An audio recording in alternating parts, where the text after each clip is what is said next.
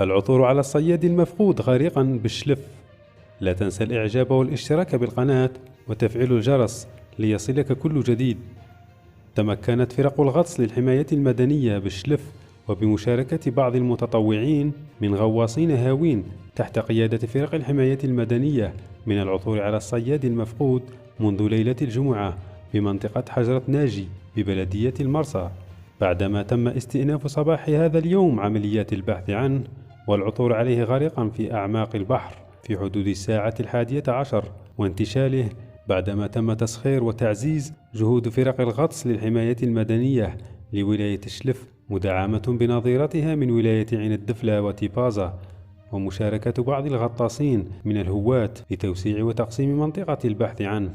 وقد تم التأكد من ملامح الغريق، واتضح أنه الصياد الذي كان مفقودا منذ ليلة الجمعة. الضحية ينحدر من حي الرادار ببلدية الشلف.